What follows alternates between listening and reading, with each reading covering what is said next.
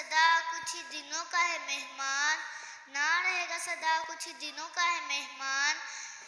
رحمتوں سے بھر لو جھولیاں آ گیا ہے رمضان، رحمتوں سے بھر لو جھولیاں آ گیا ہے رمضان۔ جناب صدر اور میرے محترم اساتذہ کرام اور میرے ہم مکتب ساتھیوں، السلام علیکم۔ آج مجھے جس موضوع پر لب کشائی کرنے کا موقع ملا ہے اس کا عنوان ہے رمضان مبارک۔ میری طرف سے آپ سب کو رمضان مبارک۔ رمضان کا لفظ ریمی زوا سے بنا ہے جس کے معنی جلنے اور مٹانے کے ہیں۔ اس مہینے کو رمضان اس لیے کہا گیا ہے کیونکہ یہ مومن کے گناہوں کو جلا کر راکھ کر دیتا ہے۔ یہ مہینہ تمام مہینوں کا سردار ہے۔ اس مہینے کی 27ویں تاریخ کو قرآن پاک آسمان سے زمین پر نازل کیا گیا۔ تجھ پہ صدقے جاؤں رمضان تو عظیم الشان ہے کہ خدا نے تجھ پہ ہی نازل کیا قرآن ہے۔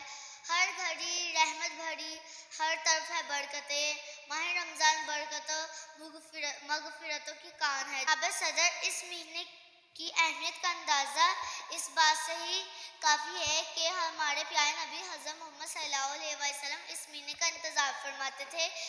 اس مہینے میں جنت کے سارے دروازے کھول دیے جاتے ہیں، جہنم کے سارے دروازے بند کر دیے جاتے ہیں، شیطان کو قید کر لیا جاتا ہے۔ جناب صدر، روزے کا کیا مقصد ہے؟ میں یہی سوال آپ سے پوچھی ہوں کہ روزے کا کیا مقصد ہے؟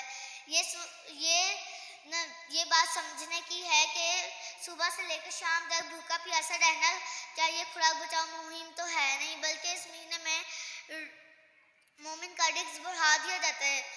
پھر اللہ تعالیٰ کیوں چاہتا ہے کہ اس کا بندہ صبح سے لے کر شام تک بھوکا پیاسا رہے اور بھوک کی شدت کاٹے؟ کیونکہ وہ جانتا ہے کچھ ہی گھنٹوں کی مشقت ہے لیکن نتیجہ بہت خوبصورت ہے۔ اللہ کو تقویٰ کا نور حاصل ہو جائے گا۔ شکریہ۔